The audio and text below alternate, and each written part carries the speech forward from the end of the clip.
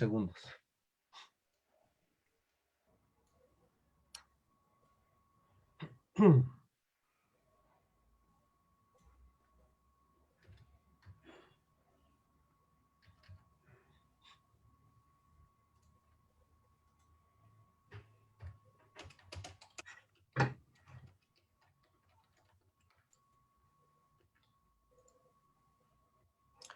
Ok.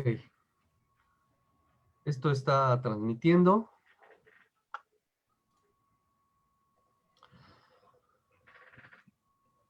Iván, ¿podrías cerrar tu micrófono? Claro que sí. Gracias, mi amigo. Bueno, pues bienvenidos a todos y todas a esta segunda mesa del día del sexto coloquio Historias y Testimonios de los Saberes PSI en América Latina. Como siempre, pues esperamos que poco a poco el quórum, los escuchas se vayan sumando a la transmisión. Vamos a darle paso a esta mesa. Tenemos 4 ponentes en esta sesión. Y bueno, pues podemos comenzar con el primero, que será José Jaime Paulín Larracuechea y Angélica María Aguado Hernández. Ellos nos van a presentar un trabajo intitulado Testimonios y Voces a 50 años de psicología en la UAC. Si alguno de los ponentes desea presentar su investigación en PowerPoint, tienen la función habilitada. Así que pues sin más, José Jaime, Angélica, bienvenidos, pues les cedo la palabra. Hola, ¿qué tal? Muchas gracias. Muy buenos días a todas y todos. Saludo a mis compañeros de mesa virtual. Con el gusto de estar en este evento para presentar esta ponencia, Testimonios y Voces a 50 años de psicología en la Universidad Autónoma de Querétaro, la cual se ubica en el centro occidente de la República Mexicana. Mi compañera, la maestra Angélica Aguado, se disculpa por no poder estar con nosotros esta mañana por cuestiones de trabajo. Ambos somos psicólogos profesores en esta casa de estudio. Y comienzo entonces contando lo siguiente. En 2017, la Facultad de Psicología de esta Universidad Autónoma de Querétaro cumplió 50 años de haber sido fundada por el poeta y exdiplomático Hugo Gutiérrez Vega, quien falleció en 2015, y también fue fundada por el psicólogo Héctor Uricano, quien falleció en 1996 y se desempeñó como el primer director.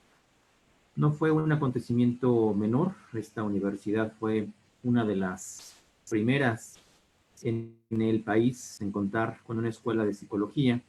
Fue en enero del 67 cuando iniciaron las clases en el Patio Barroco, ubicado en el colonial centro histórico de nuestra ciudad, que pues esperamos que puedan visitar próximamente Querétaro y el Patio Barroco la próxima vez que nos encontremos, como ya se comentó en la mesa anterior.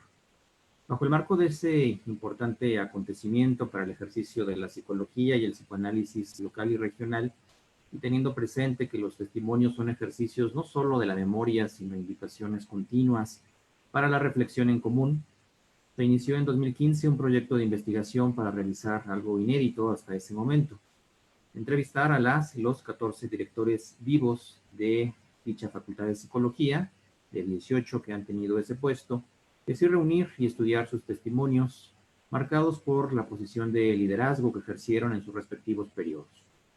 Un primer producto de dicha investigación fue el libro publicado el año pasado, en 2019, por la UAC, que lleva por título Psicología, 50 años, 100 voces, para el cual realizamos 100 entrevistas a colegas y personalidades de diferentes ámbitos: académico, religioso, político y cultural, con una primera pregunta general para todas y todos. A manera de asociación libre freudiana, cuando escucha la palabra psicología, ¿qué otra palabra, idea o imagen se le ocurre y por qué? Enseguida les formulamos algunas preguntas más, dependiendo de su formación y trayectoria profesional. Por ejemplo, ¿cuál considera que es el reto de la psicología en la actualidad? ¿Por qué es importante recordar la historia de nuestra facultad y disciplina? ¿Qué legado nos dejan nuestros fundadores? ¿Cuál es el desafío de los jóvenes universitarios que estudian psicología? ¿Qué lo llena de orgullo en su vida profesional, etcétera? De los 100 participantes, 61 fueron entrevistados por correo electrónico, 37 presencialmente y 2 vía telefónica. El libro se divide en 4 partes. La primera pone el acento en los textos relacionados con los orígenes de la facultad, nuestros fundadores y ciertas partes de su historia. Aquí participan, por ejemplo, el ex embajador de México, Carlos Tirado, y Jean Campbell, expresidenta de la Asociación Internacional para el Estudio de los Sueños. En la segunda contamos con las palabras que nos comparten quienes han ocupado la dirección de nuestra facultad. La tercera parte está dedicada a lo que nos contestaron los participantes con una formación universitaria distinta a la psicología. Por ejemplo, Marta Lamas, Lidia Cacho, Eve Ekman, hija de Paul Ekman, Gilly Povetsky, Noam Chomsky y Mario Bunge. Por último, en la cuarta parte agrupamos las respuestas que nos brindaron quienes tienen una formación en psicología, psicoanálisis o etología, a cuestionamientos sobre algunos temas de nuestras áreas de estudio. En este caso, amablemente nos respondieron, entre otros, Carlos Olivier Toledo, Pablo Fernández Crisliev, Jacques Panksepp, Franz de Waal, Philip Zimbardo, Howard Gardner, John Mayer y Anastasio Ovejero Bernal. Este proyecto editorial se realizó en gran parte porque, a pesar de que nuestra escuela de psicología fue una de las primeras en el país y de manera interesante no tuvo antecedentes en la escuela de filosofía o medicina, pues estas no existían a finales de la década de los 60 en la UAC, nuestra comunidad no le dio la importancia que la fecha ameritaba. Situación que nos entristeció y preocupó un poco a la maestra Angélica y a su servidor. ¿Por qué no aprovechar la celebración de 5 décadas para hacer un alto sobre lo que hemos sido, somos y queremos ser, para reconocer nuestros errores y fortalezas? A 10 lustros de la fundación de nuestra facultad es imposible hacer un recuento total de las cientos de miles de historias y vidas tocadas durante todo este tiempo. ¿Cuántas horas de clases se habrán impartido? ¿Cuántos miles de alumnos se habrán formado en ella? ¿Qué número de pacientes y usuarios atendidos en sus centrales de servicio a la comunidad y de los programas de prácticas y servicio social? ¿Cuántas investigaciones elaboradas, comunidades mejoradas y marchas encabezadas? ¿Cuántas actividades académicas, deportivas o culturales realizadas? ¿Cuántos sueños cumplidos y utopías gestadas?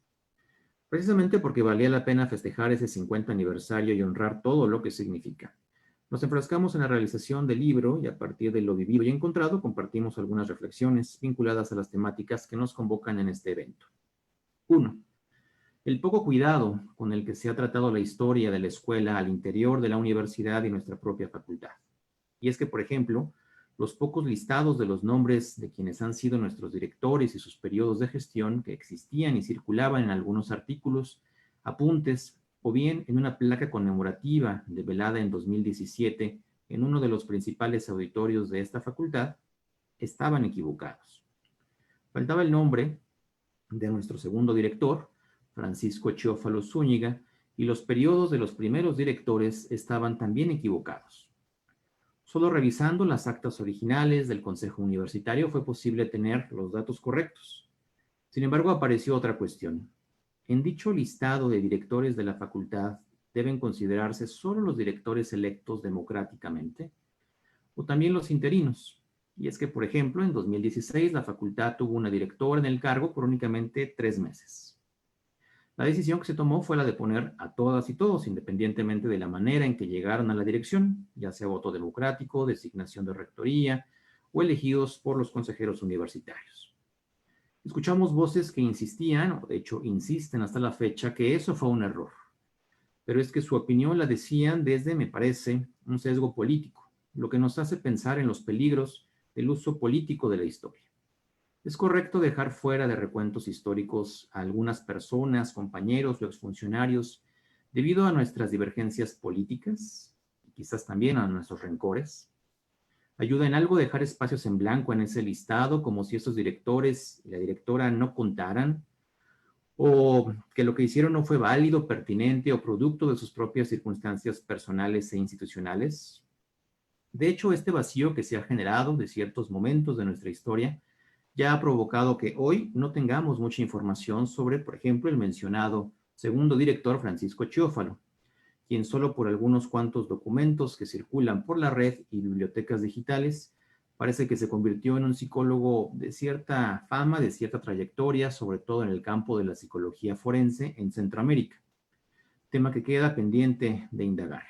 Los únicos datos disponibles sobre este personaje son que al parecer nació en 1918, contribuyó en 1951 a la Cátedra de Psicología Experimental de la UNAM con un trabajo titulado Proceso de normalización de la serie de pruebas Minnesota para explorar la habilidad manual, y fue fundador del Colegio Profesional de Psicólogos de Costa Rica.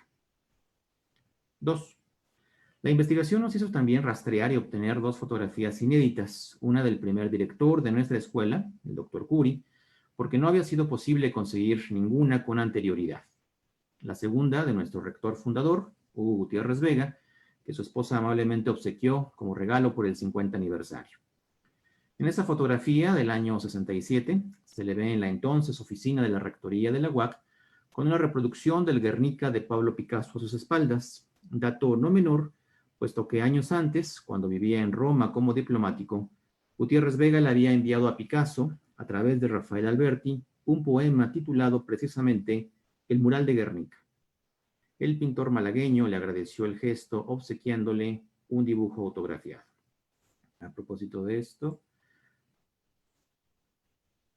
les comparto, esta es la lista de directoras y directores que nos costó mucho trabajo realizar, como les comparto. Y bueno, pues hubo que ir justamente a buscar a los archivos, a las actas de consejo universitario, porque no existía este listado correcto de fechas y de nombres de directoras y de directores de nuestra facultad, sobre todo de los primeros años. El listado de rectores de la universidad es, por supuesto, público, y en este sí se lleva un registro puntual. Y las 2 fotografías que les comento fue esta de nuestro director fundador, Héctor Curicano, que no existía una fotografía de él en la facultad, y bueno, su hijo, que no vive en Querétaro, vive en el estado de Morelos, nos hizo favor de proporcionar la fotografía, y la esposa de nuestro rector fundador, Hugo Gutiérrez Vega, nos obsequió justamente a propósito del 50 aniversario esta fotografía, que es justamente la que he mencionado en esta mañana. La reflexión que queremos hacer al respecto es que no existe un archivo fotográfico o de imagen de nuestra facultad debidamente reunido y mucho menos estudiado. Sí hay algunos archivos personales, unos bien ubicados y conservados, otros extraviados, unos más olvidados. Hay aquí entonces un pendiente, la historia gráfica de los orígenes y el desarrollo de la psicología en nuestra ciudad de Querétaro. Por cierto, y a manera de curiosidad, ¿qué estado guarda el archivo fotográfico de la historia de la psicología en cada una de sus instituciones y lugares donde trabajan? 3. Nos hubiera gustado que más psicólogas y psicólogos latinoamericanos contestaran nuestros correos y preguntas. Nuestra idea original era que la psicología latinoamericana tuviera un lugar destacado en el documento final. Desafortunadamente no pudo ser así. Las y los colegas de otras universidades en Argentina, Colombia, Brasil, Centroamérica, sencillamente no nos contestaron, salvo algunas excepciones, como el doctor Manuel Calviño, profesor en la Universidad de La Habana, o Mario Bunge, aunque ya desde hacía muchos años su carrera se desarrollaba en Canadá. En cambio, científicos e intelectuales muy reconocidos del mundo anglosajón, que nosotros pensábamos que por su currículum y agenda no contestarían a un proyecto de una universidad mediana, con 1,200 alumnos de psicología de la provincia mexicana, personajes como Noam Chomsky, Jack Panksepp, Robert Steinberg, Robert Plomin, Michael Posner, Dan Ariely y Elliot Aronson, entre otros, respondieron amablemente y rápidamente a nuestras inquietudes. Desconozco la razón de esto. ¿Sería solo mala suerte? ¿O habrá alguna otra razón para explicar que las y los psicólogos latinoamericanos no nos contestaran como nosotros esperábamos? Al comentar este punto con una colega de la facultad, psicóloga social, que amablemente presentó nuestro libro, me comentaba que no era la primera vez que tenía conocimiento de que ocurría esto. La cuestión me lleva a poner sobre la mesa la cooperación o falta de cooperación al interior de la psicología latinoamericana. Al respecto quiero ser optimista. Este evento es una muestra de esa cooperación y estoy seguro de que se seguirá consolidando con el esfuerzo, interés y participación de todas y todos. 4. Las respuestas de los psicólogos entrevistados ante la pregunta ¿en qué piensa cuando escucha la palabra psicología? Esta pregunta nos habla de los permanentes retos epistemológicos de nuestra disciplina. Comparto algunas respuestas. Todo y nada, el intento por entender lo que significa ser humano, el cientificismo, el conocimiento y la investigación cognitiva, afectiva y perceptual, la ciencia de la mente y sus desórdenes, el estudio científico de la mente, ya que eso es probablemente lo más importante que hace el cerebro, comportamiento, conciencia, conducta y experiencia, diferencias individuales, un estilo de vida, libertad y liberación, la ciencia de la respuesta humana, ya sea que se responda de manera fisiológica, emocional, cognitiva o conductual, vida mental y personalidad, positivismo y desarrollo humano. Las respuestas muestran también la igualmente permanente tensión entre pensar a la psicología como una ciencia social o natural. Franz de Waal dice en el libro que la psicología se acerca cada vez más a la neurociencia, por lo que, agrega él, la psicología es en consecuencia cada vez más biológica. Juan José Sánchez Sosa, profesor emérito de la UNAM, nos dijo que la psicología cada vez muestra con más claridad sus orígenes en la ciencia natural. Esas respuestas son, al menos, controversiales en nuestra facultad y en nuestra universidad. Esto nos genera también diversas preguntas. ¿Cómo transmitimos estos debates al interior de nuestras escuelas y facultades? ¿Cómo nos posicionamos frente a ellos? ¿Qué prejuicios arrastramos de nuestra formación inicial al respecto? ¿Desde dónde le entramos a la discusión y con qué intenciones? 5. A veces las personas minimizan la importancia de su propio testimonio con frases como ¿en serio es importante lo que yo te diga? Es que ya casi no me acuerdo.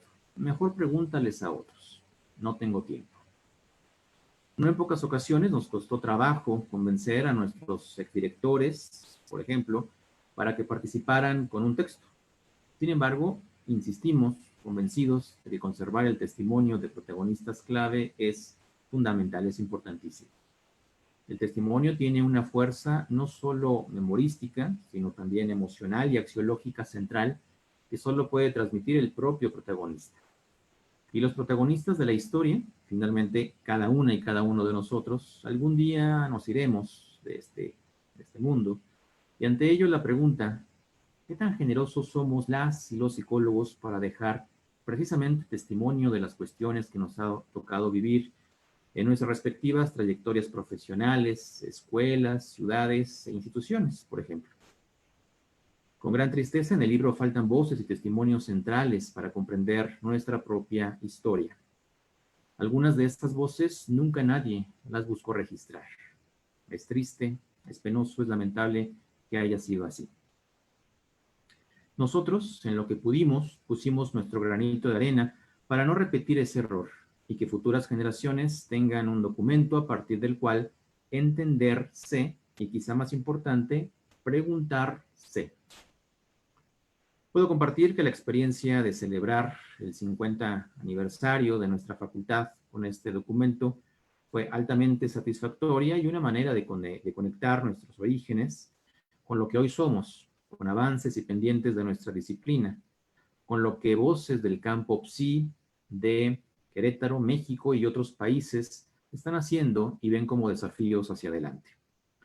Creo que vale la pena generar proyectos para voltear al pasado, mirarnos en nuestro presente y otear al futuro. Vale la pena apostarle a las investigaciones, a las discusiones, debates, reflexiones y eventos que pongan en el centro la historia de nuestra disciplina, porque es pensar en ella en tiempo presente para explicarla y explicarnos. Me gusta considerar estos esfuerzos de pensar y repensar la historia, libros, conferencias, artículos, congresos, encuentros sabatinos, como algo que incluso puede ser doloroso, pero que nos permite vislumbrar dónde estamos parados cada uno de nosotros y reconocer a las y los colegas psicólogos y académicos en Querétaro, México, Latinoamérica o el mundo que nos acompañan en esta travesía.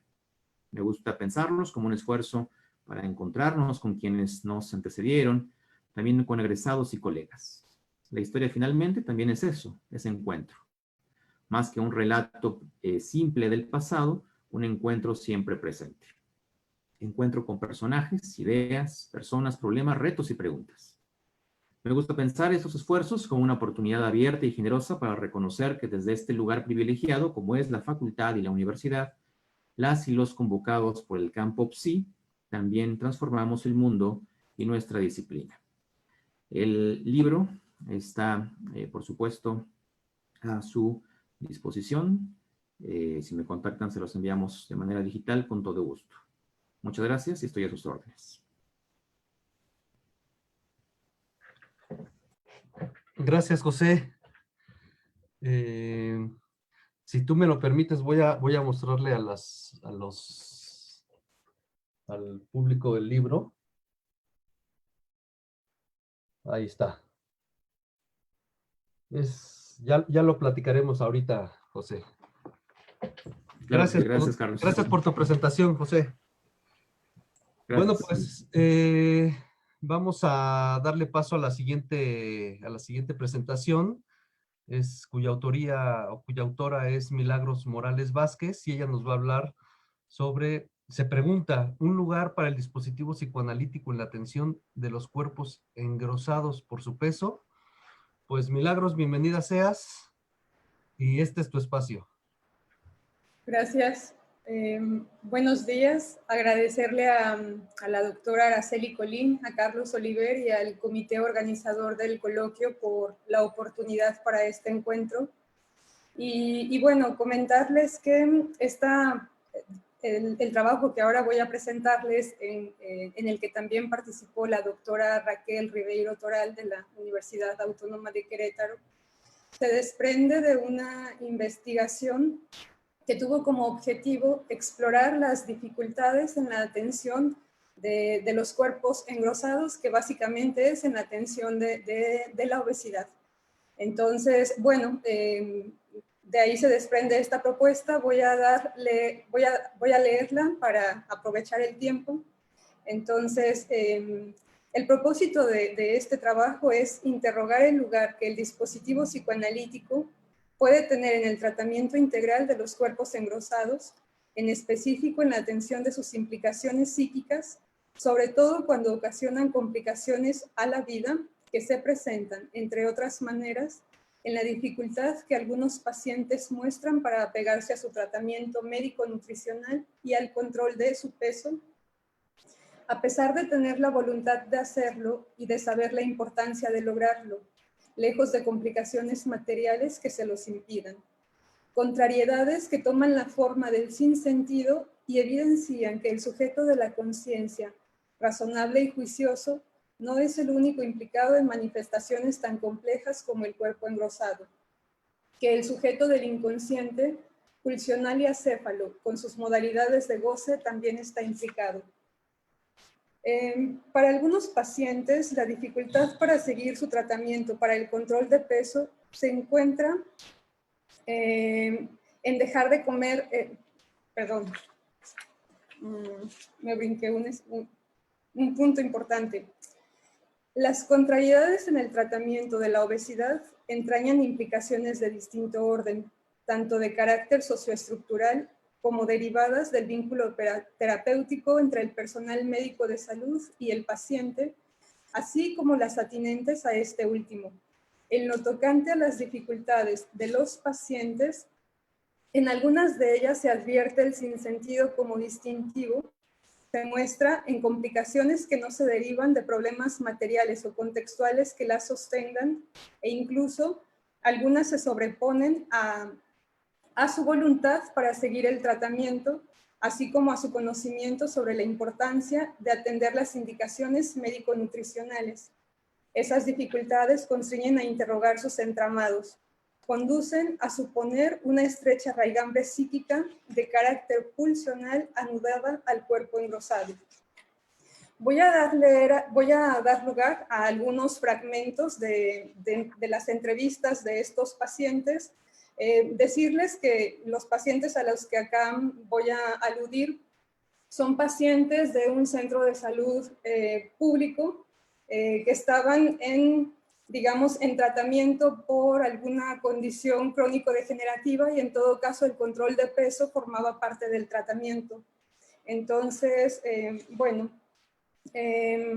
para algunos pacientes la dificultad para seguir su tratamiento para el control de peso se encuentra en dejar de comer lo que les gusta a sabiendas de lo inconveniente que resulta comerlo. Y a algunos, incluso a pesar de tener la claridad sobre la importancia de cuidar su alimentación. A pesar de eso, pueden no alimentarse de acuerdo a las sugerencias médico-nutricionales y eligen comer lo que disfrutan aunque les haga daño. Dado el placer que encuentran en comer de esa manera, pierden el límite en su forma de hacerlo.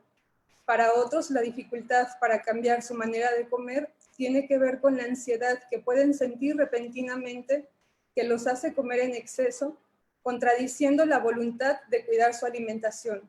Otros hacen depender su alimentación saludable de alguien más, dada su dificultad para asumirla.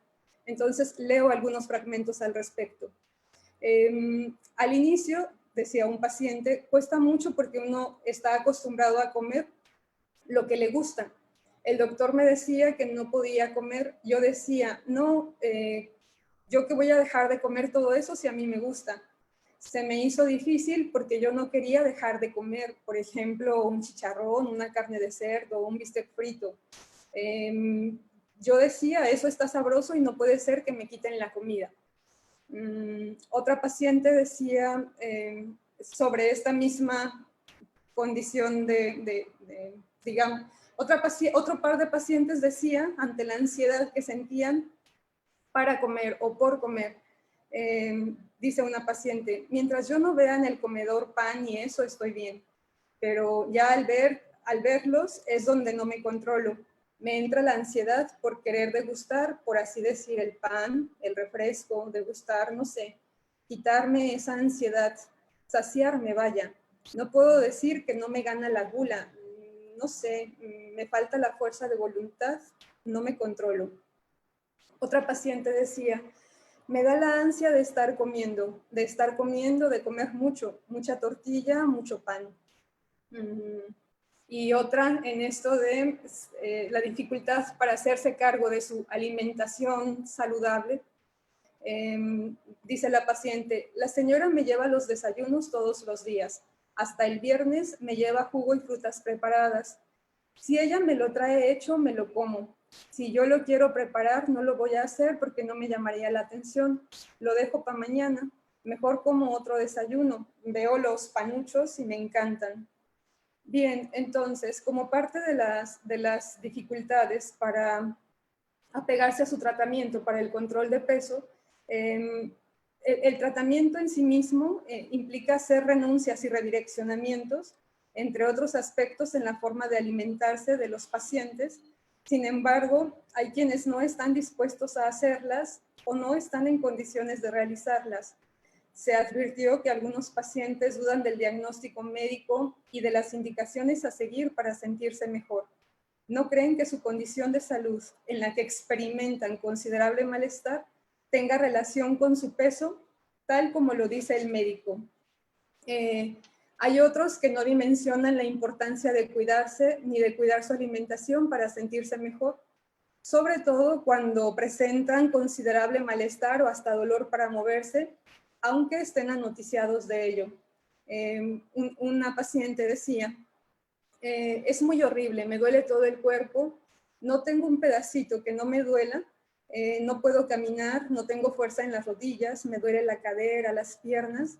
El médico me dijo que es por el sobrepeso, porque subí 3 kilos, dice que peso 128 o algo así, y pues no sé si es que sea de grasa o de gordura, no sé cómo llamarle, o es que esté inflamada.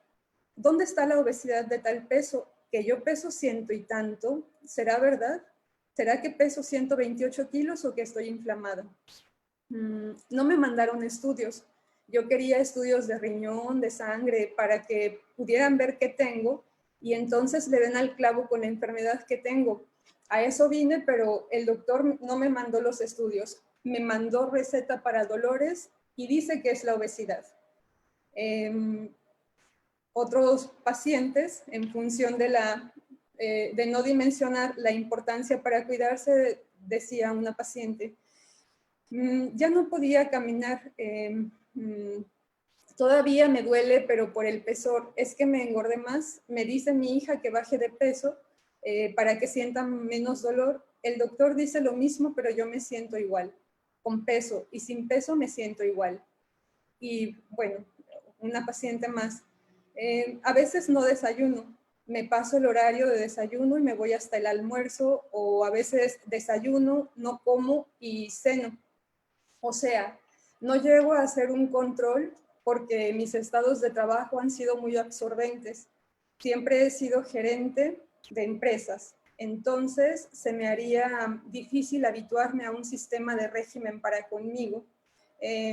Soy excesivamente responsable en mi trabajo, tan excesivamente responsable que me olvido de mí.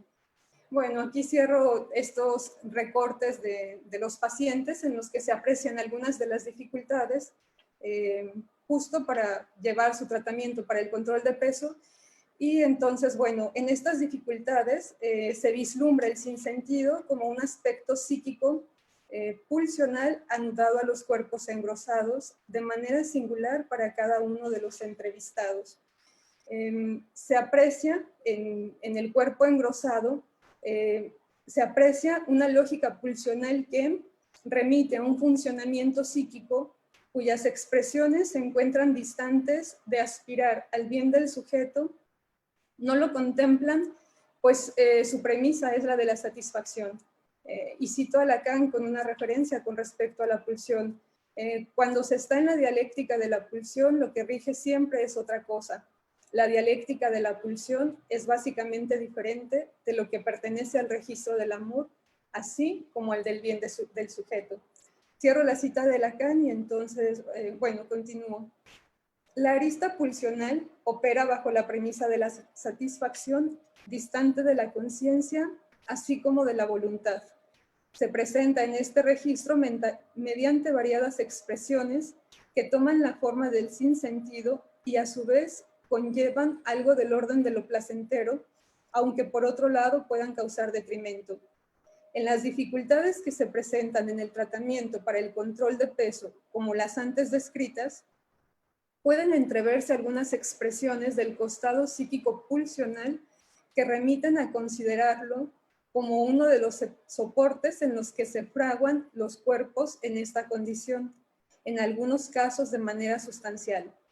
Ese mismo componente psíquico-pulsional puede entreverse también en algunas de las causas que los pacientes ubican que los llevaron a subir de peso, así como en la concepción que tienen sobre el mismo, en la que se puede apreciar que, a pesar del detrimento que les causa, no necesariamente se torna para ellos un problema de salud en sí mismo, sino en la medida en que se asocia a padecimientos crónico-degenerativos.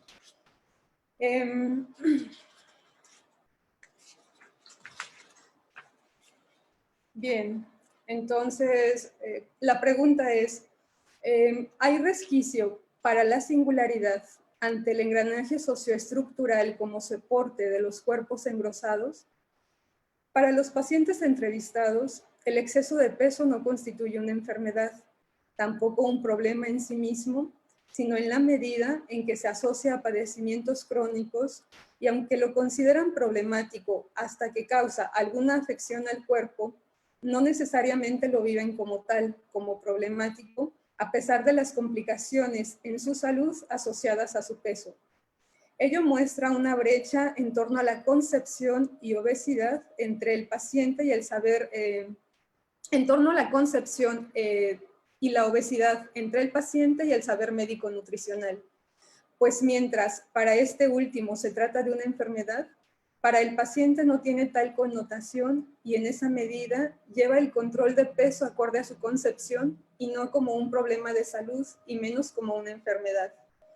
Para muchos pacientes es el medicamento el elemento necesario para sentirse bien, para restablecerse. No siguen las indicaciones médico-nutricionales para cuidarse, tampoco para cuidar su alimentación. No dimensionan la importancia de atender su tratamiento como indica el personal médico o nutricional. No están en la misma sintonía.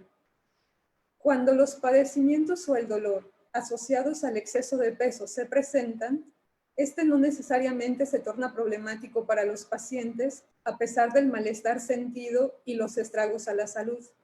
Se aprecia un vacío entre la postura que toma el paciente ante su mismo peso y los efectos que le produce. A la luz de esta notoria diferencia, es necesario interrogar sus implicaciones, reparar en los efectos que ocasionará en el tratamiento y en su adherencia, pues mientras los pacientes no consideren su peso como una condición que se ha tornado problemática para su salud, por los padecimientos o complicaciones que presentan derivados del mismo, ¿cómo esperar que sigan las indicaciones médico-nutricionales para su tratamiento? Lo anterior, ¿no acaso muestra un aspecto fundamental necesario de atender en la clínica del exceso de peso en la medida que el paciente no reconoce el aspecto problemático de su peso, en la que no necesariamente dimensiona lo que implica el tratamiento para el control del mismo, aunque pueda estar comprometida su salud a consecuencia de él, y por tanto tampoco reconoce la importancia de cuidarse así como se lo indica el saber médico nutricional. En estas condiciones, por más que se le indique el tratamiento y los cuidados a tener para restablecer su salud, ¿cómo esperar que los lleve a cabo por sí mismo? ¿Cómo esperar que de manera inicial atienda y se haga cargo de las indicaciones de cuidado que le corresponde? Y bueno, para concluir, ante la magnitud de problemas de índole socioestructural en los que se fraguan los cuerpos engrosados, hay lugar para las elecciones singulares, aunque éstas parecen marginales, dada la magnitud de ese componente socioestructural. Estas elecciones singulares que tienen lugar en la conformación de los cuerpos engrosados en función de las decisiones sobre qué y cómo alimentarse también tienen lugar, y en ellas hay atisbos de implicaciones psíquicas en las que se sostienen tales cuerpos y en muchos casos de manera importante.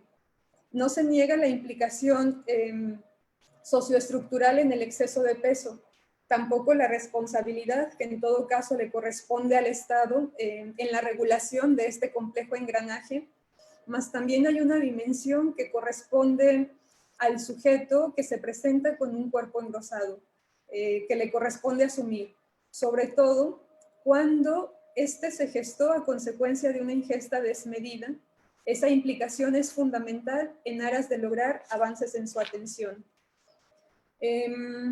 A quien se presenta con dificultades asociadas a su exceso de peso, parece que le cuesta más reconocer y asumir que se relacionan estas con sus propias elecciones y modos de funcionamiento, de forma que comprometen su vida. Si no se reconoce una condición problemática como tal, en la que también está implicada la singularidad, o bien ahí se evidencia una falta de implicación subjetiva, así como complicaciones para reconocer que los propios modos de funcionamiento están causando detrimento, sea físico, psíquico o ambos, como se advierte que ocurre en algunos pacientes. ¿Qué sucede con el sujeto?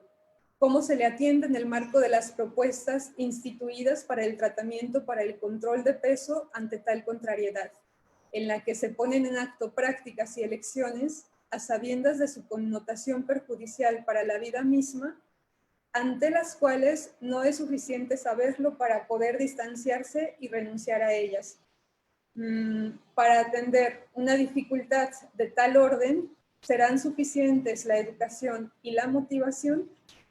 Y para cerrar, el dispositivo psicoanalítico puede ocuparse de ofrecer un espacio para poner al trabajo las dificultades que, en el orden del sinsentido, se les presentan a los pacientes para seguir su tratamiento para el control de su peso.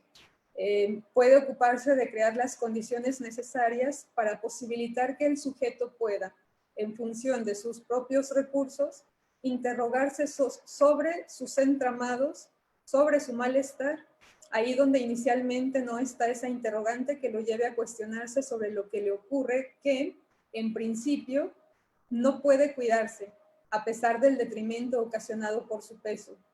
Hacerle un espacio a esas complicaciones a fin de dilucidar sus implicaciones en el sujeto y en esa medida posibilitar que uno a uno pueda replantearse lo necesario a fin de hacerse de los recursos que, en función de su singularidad, le permitan hacerse de mejores condiciones para estar en la vida y cuidarse como parte de ello.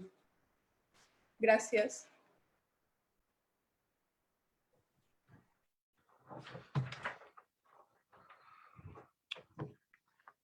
Gracias, Milagros. Ya veremos ahorita, terminando la mesa, cómo se vienen los comentarios o las preguntas. Pues bien, vamos a darle continuidad a la tercera propuesta de este evento y de esta mesa. Y quien, pues, toca ahora el turno de María de los Ángeles León Morán, quien nos va a presentar un trabajo sobre la historia y actualidad del psicoanálisis en la ciudad de Querétaro. María de los Ángeles, bienvenida. Gracias, doctor Carlos. Es un gusto estar aquí y un agradecimiento a los organizadores de este coloquio tan atinado. Y bueno, pues empiezo por compartir pantalla.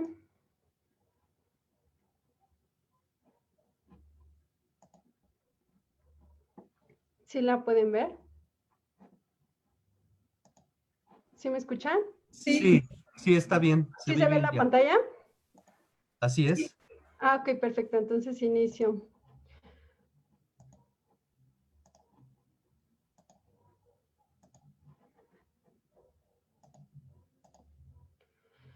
Historia y actualidad del psicoanálisis en la ciudad de Querétaro. Haré un recorrido breve por la historia de la llegada del psicoanálisis a México, los grupos y personajes célebres que lo recibieron y arroparon en nuestro país. Asimismo, nombraré cómo ha sido en Querétaro el recibimiento de dicha corriente por medio de la Facultad de Psicología de la Universidad Autónoma de Querétaro. Posteriormente, y desde mi perspectiva de psicóloga egresada de dicha universidad, trabajando en la clínica en consulta institucional y privada, cuestionarme si hoy en día la sociedad queretana en realidad está lista para recibir el psicoanálisis en la praxis.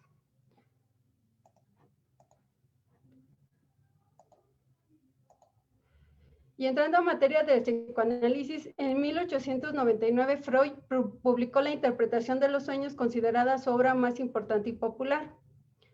En el mundo aparentemente era un periodo de calma y tregua, más bien subrepticia, ya que entre 1890 y 1910 la sociedad internacional experimentó una transformación radical.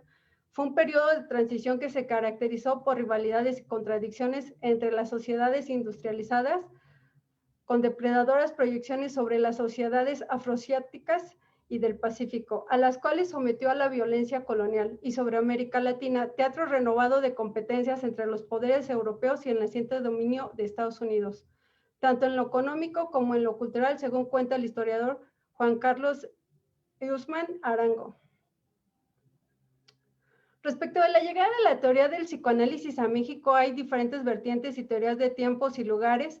Algunos dicen que llegó no por los psicoanalistas, sino por los juristas, otros que por los psiquiátricos, como la Castañeda en aquel entonces, y otros tantos que por la cultura, como en el caso de Octavio Paz, Frida Kahlo, Salvador Nomo, los surrealistas, o que por un monje benedicto radicado en Cuernavaca. Otros dicen que no fue primero Freud, del que entró primero su teoría a México, sino Erich Fromm. ¿Quién habló o usó primero el psicoanálisis en México? Hay divergencias, pero aproximaciones entre esas ideas. Lo que sí es claro es que muchos refugiados de Sudamérica, entre ellos uruguayos y argentinos, además de algunos españoles, vinieron a nutrirnos con sus conocimientos de psicoanálisis tanto en la UNAM como en el caso de nuestra universidad, la UAT, según Colín.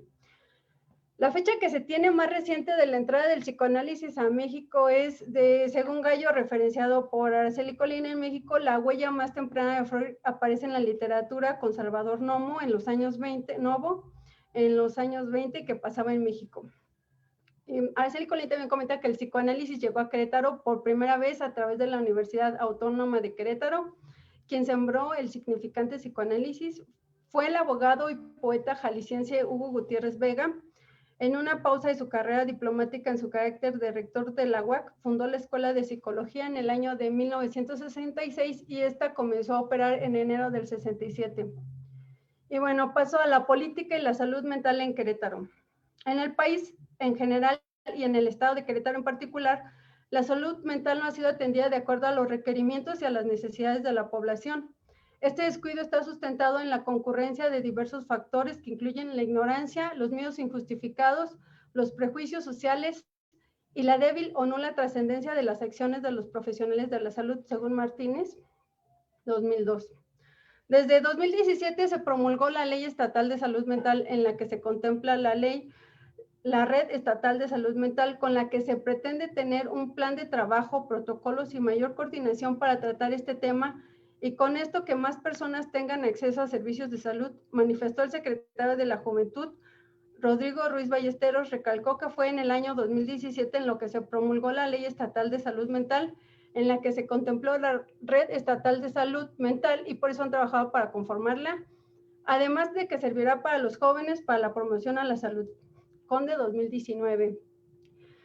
La Ley de Salud Mental en Querétaro, la cual a grandes rasgos invita a los hospitales públicos en general a atender a los pacientes con enfermedades mentales, respetando sus derechos humanos, además de promover aparentemente una campaña por la salud mental en cuanto a previsión, información y tratamiento, sea en casos leves o graves que ameritan internamiento psiquiátrico. En Querétaro, como muchos saben, no existe un hospital psiquiátrico. Se habla de derivarlos a León o a San Luis Potosí. Es un tema pendiente el hospital psiquiátrico en San Juan del Río, diría el diputado federal por el segundo distrito, Jorge Luis Montes Nieves, en entrevista para el periódico local Noticias de Querétaro, porque fue una propuesta del Partido Acción Nacional en campaña. Comentó que hay cosas más importantes como la prevención y atención desde el primer nivel, según Herrera 2020. Lo importante es resaltar con la Ley de Salud Mental es lo que se observa en las noticias de los periódicos locales y nacionales. No se tiene como eje la psicología para la prevención de los trastornos mentales, porque sí, en muchos casos se pueden prevenir. Como yo comento en la entrevista que se me realizó en la radio web Radio con Propósito en el 2018. En México falta mucha cultura acerca de la prevención de salud y más de la salud mental. Se tienen muchas ideas erróneas acerca de lo que es un tratamiento psicológico y regularmente las personas, en muchos casos desde mi experiencia profesional, se esperan a padecer crisis de ansiedad, por ejemplo, para poder acudir a un psicólogo porque antes no han atendido sus crisis emocionales. Asimismo, el doctor Marco Antonio Macías comentó en el foro de egresados y estudiantes de psicología clínica para dialogar, debatir, reflexionar y hacer propuestas sobre la currícula, celebrado en la UAC en agosto del 2014. Podemos observar que en la actualidad y a nivel mundial la clínica de la psicosis y de los padecimientos subjetivos graves como pueden ser los trastornos alimentarios, los trastornos depresivos y las adicciones, por citar solo algunos, han devenido tributarios de las corrientes actuales dominadas por la psiquiatría biológica, las neurociencias y el tratamiento cognitivo-conductual. La ignorancia, pero sobre todo el interés multimillonario de los laboratorios farmacéuticos han dado lugar a que sus intereses se infiltren en las políticas de Estado respecto a la salud mental. Ver los reportes del Centro de Salud Mental de nuestro estado de Querétaro. Tenemos así que el rezago de la atención en salud mental se suma a la incompetencia, la ignorancia y sobre todo a la ambición económica.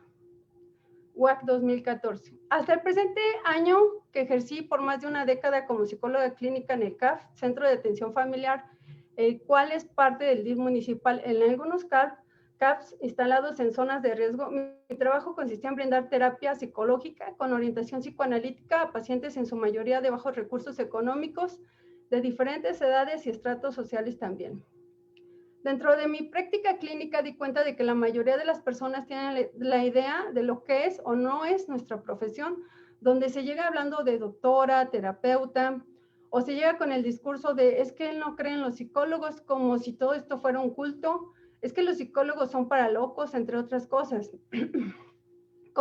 Considero que todo este imaginario colectivo se debe a una muy ambigua información brindada por los medios de comunicación masivos, principalmente por la tele, información que la población en general ha hecho suya como verdadera a partir de que nosotros como psicólogos clínicos no hemos difundido más profunda y comprometidamente nuestra labor dentro de la comunidad. Por lo anterior, es relevante analizar de dónde proviene la ambigüedad del concepto de nuestra profesión. A mi parecer que no solo esta ambigüedad se vive en la población en general. Por ello considero la existencia de un anudamiento entre la praxis, la teoría y el análisis personal o didáctico en el caso del profesional de la psicología. Es decir, para que pueda ser efectiva la teoría es necesario pasar por un análisis. Me refiero a que mucho de lo que se ve en la carrera acerca de la teoría esencialmente del psicoanálisis será o es entendido hasta que se transita por un análisis personal y sobre todo la praxis cobrará un sentido de responsabilidad acerca de nuestra contratransferencia, es decir, del hacernos cargo de nuestra propia angustia, nuestros prejuicios y nuestros deseos. Ser instrumento de escucha, prestar nuestro cuerpo a la angustia del otro, haciendo a un lado nuestra propia subjetividad. Por su parte, la UAC no se ha quedado atrás en el tema de psicología clínica institucional, donde se encuentran algunas centrales de servicio a la comunidad llamadas CESECOS, con más de 30 años de existencia y atienden ahí a mucha gente, de la cual a veces está en lista de espera y se deriva a los consultorios de algunos egresados de la misma Facultad de Psicología de la UAC. CESECOS son las centrales de servicio a la comunidad, son un espacio consolidado de formación profesional para los estudiantes de la Facultad de Psicología. Las CESECOS cuentan con la supervisión de docentes expertos que brindan atención psicológica integral por medio de proyectos y programas de prevención, detección, tratamiento y seguimiento de problemáticas psicológicas y educativas. El objetivo de la CESECO es mejorar la calidad de vida de los integrantes de nuestra sociedad, prioritariamente de los sectores vulnerables, respondiendo con ello a la extensión universitaria como una de las funciones sustantivas de la UAC, según el Diario de Querétaro. En febrero del presente año, en 2020, se presentaron las siguientes cifras en el segundo informe de Rectoría de la UAC en la página de Psicología, de acuerdo a los pacientes atendidos en dicho año en la CESECO: niños 1,379, adolescentes 598, adultos 1,447 y en total de consultas 11,983. Y bueno, pues voy con las conclusiones. La primera es tanto la creación del psicoanálisis por Sigmund Freud, así como la llegada de su teoría a México y la creación de la Facultad de Psicología de la UAC en Querétaro, no han sido de una forma tranquila y pacificadora, han despertado inquietudes entre las élites dominantes, llámese Iglesia, Estado y hasta entre los intelectuales. ¿Será porque todo cambio revoluciona algo en el ser humano y regularmente pretendemos que no haya cambios, aunque estos son constantes de por sí en nuestras vidas? El psicoanálisis se centra en los procesos de la psique, en lo más interior y profundo, en lo más inaccesible y no fija objetivos concretos a alcanzar, sino que pretende el desarrollo personal y propio, el cambio subjetivo y cualitativo. Por un lado, Freud se interesa en la estructura de la psique, postula la existencia de una organización jerarquizada de esferas de conciencia, el inconsciente y el consciente, más el preconsciente entre ellos. De los 3 niveles de conciencia, el inconsciente pasa a desempeñar un papel fundamental en la teoría psicoanalítica, de tal forma que el propio Freud llegó a definir el psicoanálisis como la ciencia del inconsciente. Paralelamente a estos niveles de conciencia, la psique del hombre está formada a sí mismo por 3 sistemas opuestos que se encuentran continuamente en conflicto entre sí: el ello, el yo y el superyo, según López 2001. La llegada del psicoanálisis a México vino a revolucionar no solo la praxis en los psiquiátricos o a ser herramienta con algunos juristas, como el caso del doctor Raúl Carranca y Trujillo, sino a enriquecer en mucho los círculos artísticos e intelectuales. En Querétaro vino a acentuar las bases de la Facultad de Psicología de la UAC, la cual ha tenido varias modificaciones en su currícula, pero las más importantes desde mi punto de vista han sido a partir de 1977, según Colín 2019. Ya que recordamos que antes del psicoanálisis la facultad tuvo una currícula más bien ecléctica y se empezó a direccionar y enriquecer 10 años después de su creación, con la llegada del mismo por medio de los sudamericanos como docentes en la facultad. La segunda conclusión es que aunque exista una nueva ley de salud mental en Querétaro, la psicología como tal y específicamente clínica con orientación en psicoanálisis requiere ser aún más visible en Querétaro, toda vez que existen las CESECO en el estado y que además la Facultad de Psicología brinda servicio de psicología gratuitamente, podemos permear aún más nuestra labor de psicólogos clínicos, no solo en las instituciones, sino en la consulta privada. Quiero decir, no hay por qué salir de la carrera con miedo a lo que nos espera afuera, a que nos demandarán las instituciones y los pacientes, o qué herramientas tendremos que ir construyendo en el camino.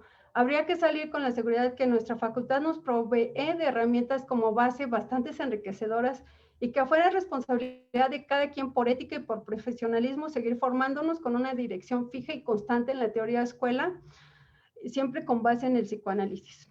Pues muchas gracias.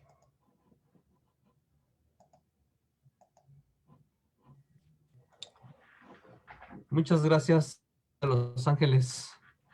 Siempre trabajar el caso de la historia en una universidad del estado siempre es un tesoro, así que pues felicidades por tu trabajo y gracias. Gracias. Pues bueno, le damos paso a la última propuesta del día de esta mesa. El ponente es Salvador Iván Rodríguez Preciado y él nos viene a hablar sobre la organización social y naturaleza humana en la era digital, vigencia de la psicología social del Charles Horton Cooley. Pues mi amigo Iván, bienvenido otra vez, pues es tu espacio. Muchas gracias, Carlos. Bueno, primero agradecerte a ti y a Araceli el haber insuflado un nuevo aliento en este evento, ¿no? Por ahí de marzo, entiendo que por el diálogo con Araceli, ella insistió hasta las últimas que se pudo en que el evento no se cancelara, pese a que estaban habiendo cierres de actividades. Y bueno, al final, a la vuelta de los meses, venos aquí, gracias al empuje que le han metido ustedes dos. Entonces, eso es primero como a resaltar, porque no ocurrió en toda la agenda de eventos que teníamos todos. Lo segundo que vale la pena resaltar es que una de las razones por las que me convoca este evento, Carlos, es, además de las razones de mi trabajo, que ahora las platico, la manera en que se están abordando las historias locales de la psicología. Cuando tú y yo primero nos empezamos a acercar a las fuentes que trabajamos, toda la historia ocurría en el centro, ¿no? Alrededor de la UNAM, de la Nacional Preparatoria, y qué había pasado más allá, pues a quién le importa. Entonces, siempre reconfortante el saber que hay una nueva escuela o un nuevo movimiento de gente que está tocando la puerta del archivo de su propia universidad o de su propia biblioteca estatal como para rescatar lo que de ahí haya de rescatable. Eso es un esfuerzo loable y me parece que va a marcar un segundo capítulo en lo que es la historia de la psicología en nuestro país, ¿no? Entonces, bueno, dicho eso, comienzo a platicar mi texto. Voy a desentonar un poco con las presentaciones de los compañeros porque ellos se han enfocado en rescatar y dar vigencia a algunos planteamientos acerca de la psicología o del psicoanálisis o de algún tipo de acercamiento, digamos, formación institucional o desarrollo de alguna de las escuelas de tratamiento, de trabajo, etc. Y un evento como el que nos convoca, pues solicita esto desde el nombre. En mi caso lo que voy a hacer es diferente y lo que voy a hacer es una mirada histórica y una mirada teórica a partir de una serie de tesis que he estado supervisando y que me han despertado varias preguntas que me parecía importante compartir, traer, dejar en manos de alguien más, porque creo que vale la pena el buscarle una función a la historia o ser más cínico con que cuando uno hace historia, pues no solo se interesa por encontrar el documento que legitime la versión que uno está contando del qué fue lo que pasó, sino además el poder decir, mi mirada es teórica y quiero ver qué hay en el pasado que nos puede decir cosas nuevas acerca de lo que estamos viendo el día de hoy. Para ello, uno de los autores más interesantes para mí en ese sentido, en términos de la psicología social, es Charles Horton Cooley, porque muchos de los planteamientos que hace se pueden ligar a los planteamientos que hace la Escuela de Chicago y lo que podría llamarse la primera generación de psicólogos sociales después de el trabajo de Wundt en la Volcker Psychology y también en el trabajo previo de Lázaro Folkman, ¿no?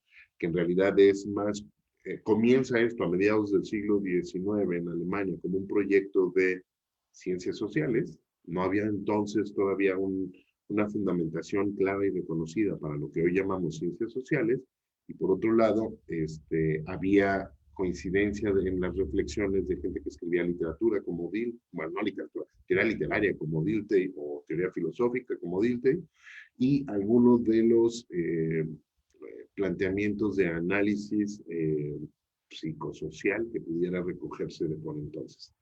Todo esto, todo este análisis está recogido en un libro que publiqué en 2014 que se llama Raíces y Tradiciones de la Psicología Social en México. Entonces, bueno, no me voy a detener en detallar cosas que pueden consultar allá. Me encantaría poder enviárselos en versión digital, pero no puedo. Entonces, lo que sí puedo hacer es facilitarles la compra en caso de que les interese. Pues ya está. Bueno, voy a proyectar pantalla un poco para llevar la guía de lo que quiero decir y no perderme en el camino. Entonces, le llamé a la presentación Organización Social y Naturaleza Humana en Era Digital porque el tipo de reflexiones que viene acá me surgieron alrededor de la asesoría de varios temas de tesis, en particular ahorita una tesis doctoral que se está haciendo en el doctorado de investigación psicológica del ITESO Ibero Santa Fe. Yo estoy vinculado al ITESO, que trata acerca de un personaje que a lo mejor le suena, a lo mejor no, y si no se los explico, que son los travel bloggers. Los travel bloggers es este personaje que, como muchos otros en YouTube, comienza a plantearse a sí mismo como una marca que promociona sitios turísticos. La tesis la está haciendo Luis Jaime González Gil, que además es profesor en la universidad, y bueno, pues él es el que trae el corpus y la investigación pesada, está haciendo análisis de metadatos, y bueno, es una investigación compleja, deliciosa en términos conceptuales, y voy a tratar de explicar cuáles son las dudas que de ahí me han brincado y por qué las quise traer acá. Entonces, me parecía que esto de estar viendo personalidades o microcelebridades digitales actuales que además se legitiman de acuerdo a las políticas o las gramáticas de la red al día de hoy, o sea, no me parecía que fuera una discusión que empezara de cero al día de hoy, sino que tenía que tener, digamos, antecedentes. Y aquí viene como la mirada histórico-teórica.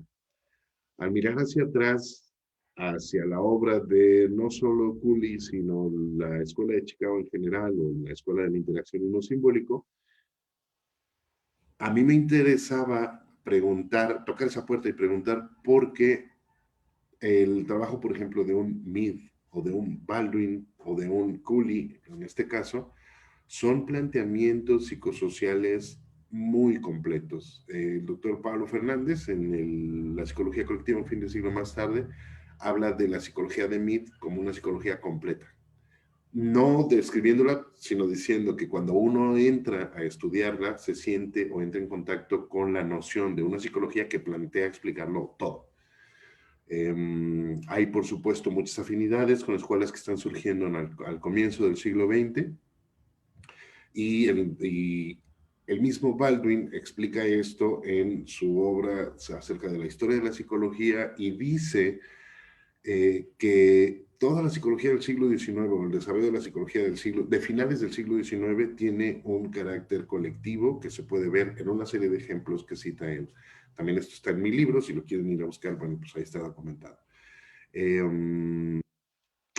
Entonces, para mí, entrar en contacto con este tipo de personajes de la nueva era digital sí representaba a ver, vamos desempolvando los lentes y los, digamos, materiales de investigación clásicos, porque siempre he tenido fe en que desde los clásicos se pueden explicar, a veces de mejor manera, muchos de los fenómenos que vivimos de manera cotidiana, ¿no? Entonces, Organización Social y Naturaleza Humana son dos de los libros más importantes que publica Cooley a principios del siglo. Uno lo publica en 1902, otro en 1910.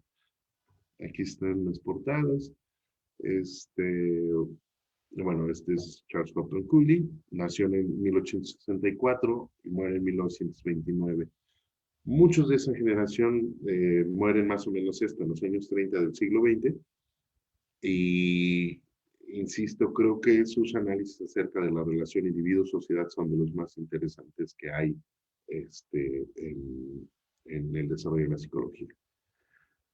Naturaleza Humana y Organización Social son el nombre de estos dos libros, sus primeras reflexiones respecto a la relación que hay entre el hombre y la sociedad. Y en principio habría que decir que para Cooley es una división que tiene que ver con nuestra manera de ver y no con el objeto que vemos.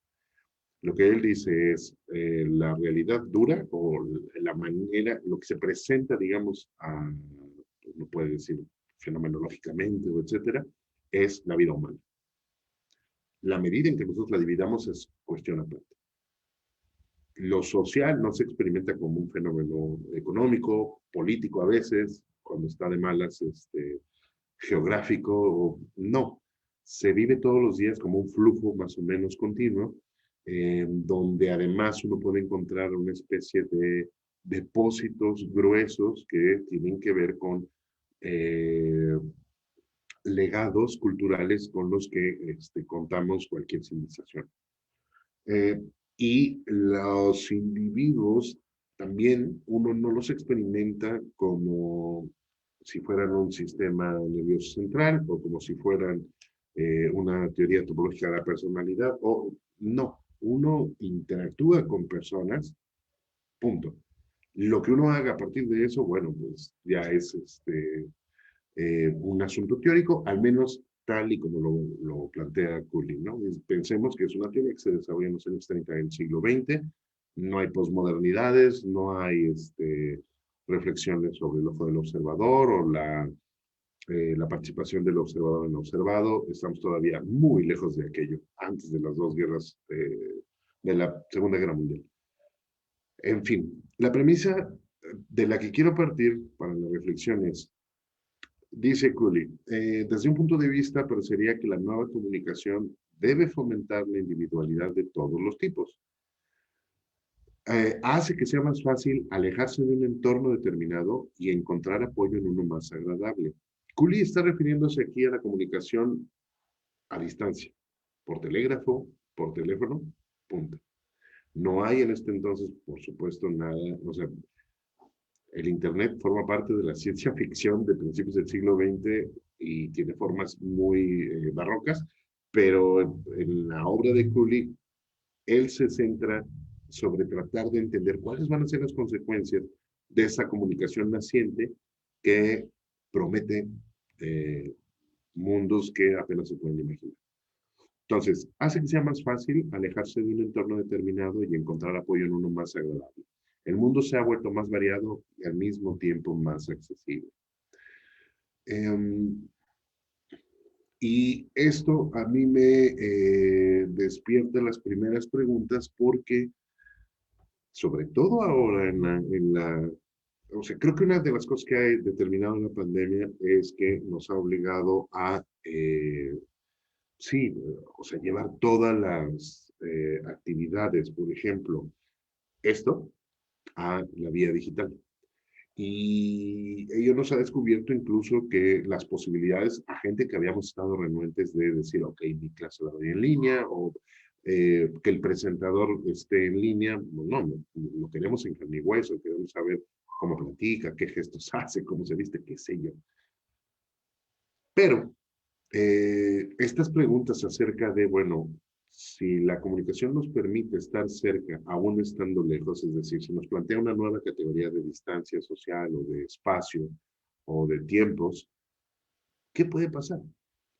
Y esto que dice Crowley, el mundo se ha vuelto por una parte más variado, pero también más accesible, era la sugerencia de, bueno, ahora uno va a poder viajar más o menos sin tener que moverse nada.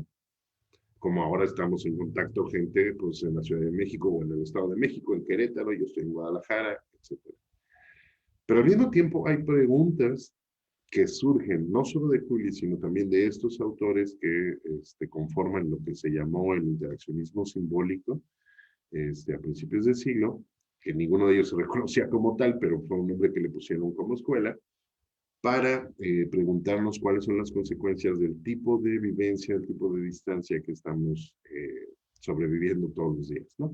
Entonces, hay algunas preguntas que quiero poner en común, y bueno. Uno, ¿dónde comienza y dónde termina el individuo? ¿Y dónde están ahora las interfaces en que puede verse la sociedad del estado sólido? ¿Qué? Bueno, lo de dónde comienza y dónde termina el individuo tiene que ver con que una de las cosas que hemos visto con estas personalidades digitales del nuevo siglo es que el canal, la marca, lo que hacen en Instagram, lo que hacen en YouTube, la manera en cómo responden a sus seguidores, etcétera, plantea un personaje que no necesariamente ellos reconocen como propio o como sí mismo. Y esta extensión inmaterial del yo ya se había planteado desde principios del siglo en términos de la manera en cómo la familia, los grupos primarios, perdón, y los sitios en donde uno crece y se desarrolla lo acompañan en todos lados, en los modales en la mesa y los modales en el baño. Pero al mismo tiempo, hay extensiones dentro de las cosas que uno tiene que hacer, personas con las que uno tiene que convivir porque sí. Bueno, si uno se pregunta, ¿y eso qué implicaciones tiene en la era digital actual para alguien como el travel blogger, cualquiera de los personajes, el youtuber que de su preferencia? Esto, ¿qué relación hay? Lo que nosotros vemos ahí es una marca, es un actor, es un tipo en primera persona que habla de sus experiencias, a quien no le importan los seguidores, o qué clase de individuo es. Luego, ¿dónde comienza y dónde termina el otro generalizado de Mead?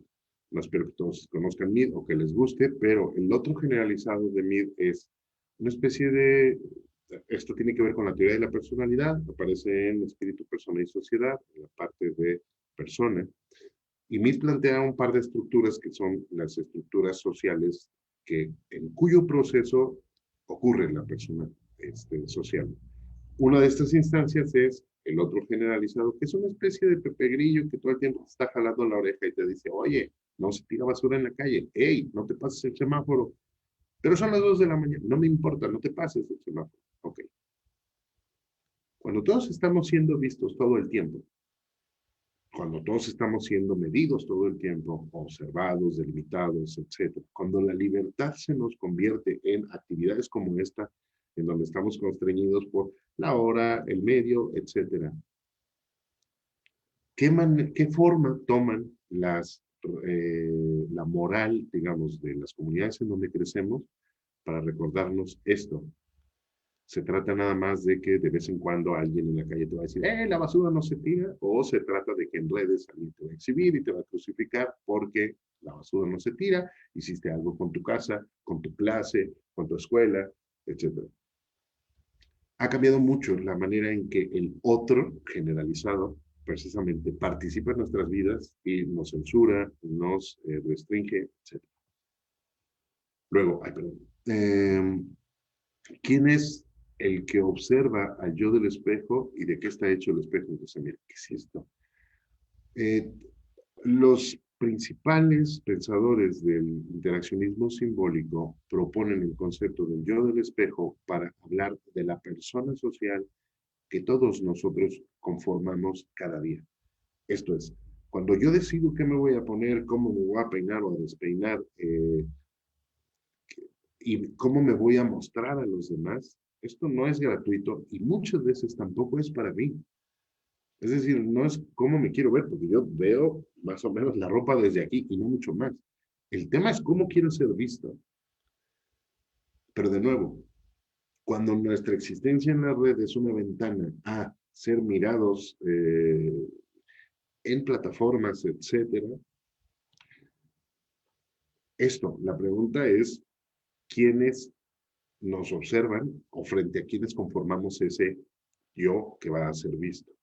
Y luego, ¿de qué está hecho ese espejo? Es decir, cuando yo publico fotos en Facebook o en Instagram, no nada más publico una imagen de quién soy, también publico qué actividades estoy haciendo, también publico qué cosas me gustan y también en la medida que alimente uno u otro aspecto, voy a comunicar qué cosas me interesan que sean vistas y que sean consumidas por los demás. Y en ese proceso, ¿en dónde quedo yo o dónde quedo? O sea, lo que queda claro es que no hay una persona original, bueno, al menos para mí, una persona original que se, digamos, se deriva, se disfraza, se performa de maneras diferentes de acuerdo a sus audiencias, sino creo que son cosas más complejas. Vale. Últimas dos preguntas, porque se me está acabando el tiempo. La primera es, ¿qué va a ocurrir con los elementos de la herencia social de Baldwin? Ahorita explico esto. Vivimos en un momento de designificación de los gestos y de una conversión de gestos a garabatos. Eso de gesto a garabato es una frase de Octavio Paz y es uno de sus primeros ensayos de los más brillantes que tiene, el gesto y el garabato. Y básicamente lo que me estoy preguntando ahí es, por ejemplo, ¿qué va a pasar con las bibliotecas al día de hoy en que nadie tiene paciencia para esperar la materialidad del libro, que lo regrese el ingrato que no lo quiere soltar y nada más lo tiene en su cabecera? ¿Qué va a pasar con nuestros depósitos materiales de cultura ahora que todo se está volviendo, no voy a decir líquido, sino informático? Y eso son algunas de las preguntas que creo que podrían llevar a una relación más a fondo respecto a no cómo ha cambiado nuestro mundo a partir de que usamos las redes, sino a qué nos están llevando el ser usados por las redes. Muchas gracias.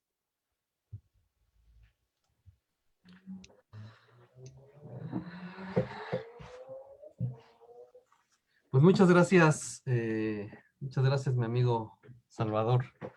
Oye, también lo mismo haría, espero que me lo permitas. Sí, claro. Este es el libro sobre el que les hablaba Salvador. Yo supongo que ya pudieras, pues, poner a lo mejor en Facebook, donde podría conseguir, Iván, para los que estén interesados. Bueno, pues vamos a pasar a alguna ronda de preguntas. No sé si haya. Déjenme reviso. Bueno, ya habían preguntado a José Jaime sobre la posibilidad de adquirir el documento. Sí, lo mismo, nada más. Pues felicitaciones, vamos a ver si llegan algunas preguntas. Yo por mi parte sí tengo unas cuantas preguntas, lo que quisiera en todo caso aprovechar. Para los colegas de Querétaro, ya que los temas son, digamos, muy semejantes, quisiera saber qué posibilidades hay de responder esto, a ver si sus investigaciones han llegado hasta allá. Me interesa saber sobre la llegada de la psicología a Querétaro, sobre su implantación y enseñanza. Quisiera saber si ya un poco José Jaime nos hablaba un poquito de eso como de inicio, un poco también Ángeles nos mencionaba al respecto, pero a mí me interesaría saber un poco más, saber si han indagado un poco más sobre qué motivó la llegada de la psicología a Querétaro, cuáles fueron las motivaciones y cuáles fueron las tensiones a las que se enfrentó la psicología, pues en el proceso de institucionalización. Yo estoy ahorita acompañando a una doctorante que está haciendo justamente una especie como de reconstrucción de los saberes psi en Querétaro. Justamente pues ha trabajado el tema de la llegada. Entonces lo que digamos se sugiere o lo que parece que hubo es que más o menos hubo una especie de tensión ahí que se produjo entre los médicos y que de pronto pues ahí hay una tensión. Yo quisiera saber si realmente ustedes conocen pues el caso, si hubo tensiones, si no lo hubo y a qué se debió la implantación y enseñanza de la psicología. Luego también, por supuesto, si ustedes logran a través de la poca memoria que el estado de Querétaro y los mismos, quizá los mismos dirigentes de la universidad han tenido, digamos, por lo que escucho, te escucho, Jaime, y también escucho a mi doctorante, que han tenido la poca atención de conservar la memoria, lo que es terriblemente lamentable. Pero no solamente es el caso de Querétaro. Yo recuerdo que alguna vez, cuando yo daba clase en la Universidad Autónoma del Estado de México, me topé con una alumna que también estaba interesada en asuntos de historia, y lo que me decía es que en varias ocasiones se llegó a encontrar periódicos, principios del siglo XX, ya casi para la basura, que era lo que hacían las universidades, o de pronto muchos espacios institucionales, prácticamente tirar lo viejo. Y pues lo viejo en un país como México en general no tiene sentido de ser. Entonces, pues a ver si ustedes han encontrado algo, incluso si atrás porque estamos hablando de la institucionalización de la psicología, pero a ver si atrás de esa institucionalización, como en el caso, por ejemplo, que se da en otros lugares del país, pues la psicología ya corría en la prensa, si había grupos de estudio, a ver si hay algo más. No sé si sería, digamos, tus intereses, Ángeles, pero quizá José Jaime, a lo mejor como está desde hace muchos años que lo encontré, o algunos ya por lo menos, yo supongo que por ahí de 2 años, José, o 3, no sé, ya tienen varios años que nos encontramos, veo tu interés y la verdad que te reconozco mucho el esfuerzo que has hecho, junto con esta Angélica, de este logro del libro. La verdad es que es un reconocimiento que sí se te debe hacer junto con tu colega, junto con esta Angélica María. No quiero dejarla así sin nombrar, ¿no? Es un logro tremendo, los felicito. Y justo por ese interés que tienes en la historia es que me atrevo a preguntarte esto, que quizá no has podido llegar hasta allá, pero lo quería preguntar. Para el caso de Iván, entiendo que el caso de Culi es, digamos, como un pretexto que estás utilizando como para llegar a estos tiempos, lo que me parece súper válido. Yo no sé si ahorita yo quisiera meterme a platicar sobre el asunto digital, porque además, no porque me parezca poco relevante. Yo no recuerdo si tú y yo lo hemos platicado ya o no, pero yo he insistido en varios escenarios, incluso con los colegas de Iztacala, que este mundo al que nos estamos enfrentando es un mundo, es el mundo de la nueva gubernamentalidad. Entonces, justamente Richard Sennett y Zygmunt Bauman lo que dicen es, al meternos al mundo online, offline, ya las reglas del juego están cambiando, ya cambiaron, y el asunto es que nadie sabe para dónde vamos. O sea, no hay nadie que pueda visorar qué es lo que se viene, ¿no? Entonces yo lo que digo, bueno, sí, efectivamente, nadie sabe para dónde va. Lo que sí sabemos es que estamos en el mundo de la cibernética, es el mundo del nuevo gobierno.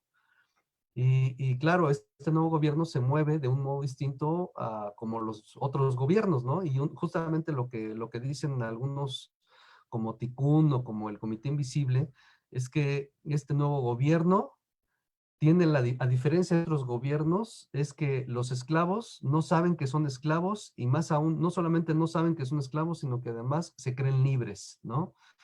Y eso ya nos da como para pensar. Incluso, insisto que en otros espacios lo he dicho, el mismo Comité Invisible dice, ese es el verdadero imperio, donde tú crees que no hay nada, donde no se ve nada, pero eres un esclavo, ¿no? Sin embargo, a pesar de que estoy tan interesado en el tema, me he tratado de informar lo más que he podido. No estoy pensando, estoy tratando de pensar históricamente. Y fíjate que este personaje, Culi, me parece muy interesante, por lo menos lo que mencionas. Yo te confieso que no lo conozco, no lo conocía, no sé nada de él, pero es contemporáneo, o veo que es relativamente contemporáneo a Baldwin. Y lo primero que me surgió, la primera duda que me surgió es si él llega a México, tú como eres un tipo muy inquieto, entonces yo dije, quizá sepas si llegó a México en los periodos en que llegaba Baldwin, porque además tú sabes bien, tú eres uno de los expertos de Baldwin en México, lo podemos decir hoy día, o lo puedo decir con toda seguridad, es de los expertos en, aunque no me gusta mucho el asunto de nombrarnos como expertos, y creo que a ti tampoco te gusta, pero hay que reconocer que has dejado al autor. Siendo contemporáneo a Baldwin, pues no sé, no creo que se le hayan abierto cátedras a Cooley como se le hicieron a Baldwin. No, en lo que yo he visto, indagado, en mis estudios de la prensa, pues nunca he visto mencionado al personaje. Entonces mi pregunta es si llega aquí al país, si llega, en qué periodo llega, y si no llega en los tiempos de Baldwin, ¿cuál sería tu hipótesis sobre esta ausencia, no? Y pues bueno, pues ahí están las preguntas.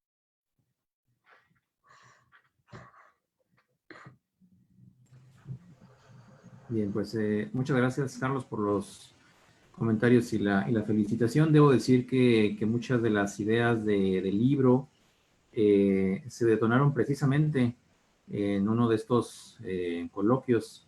Entonces, bueno, pues realmente lo que de aquí se detona a cada uno de nosotros creo que es muy importante. Entonces, bueno, felicitarte a ti y al equipo por este trabajo importante que ustedes han realizado y lo que nos aportan y nos dejan justamente a nosotros. Respecto de la pregunta de los orígenes de la psicología en Querétaro y las dificultades que tuvo, salvo ahorita también la compañera Milagros, agregará alguna cuestión más. Lo que yo diría es, en Querétaro, la psicología llega por nuestro rector fundador, Hugo Gutiérrez Vega. No teníamos en la UAC una escuela de medicina o una escuela de filosofía que diera paso después a la escuela de psicología. Y fue Gutiérrez Vega la primera persona en la universidad que se empeña en generar justamente este plan de estudios y esta carrera. Y por una cuestión personal, Gutiérrez Vega quedó huérfano de madre muy siendo un niño, y entonces él contaba que siempre tenía, digamos, pues dificultades personales en su historia, ¿no? A propósito de esta situación, que fue su abuela quien lo educó. Y él decía, yo tenía preguntas vitales que hacerme, y entonces estuve revisando, decía él, en mi infancia y en la adolescencia, pues cómo contestar esas preguntas vitales.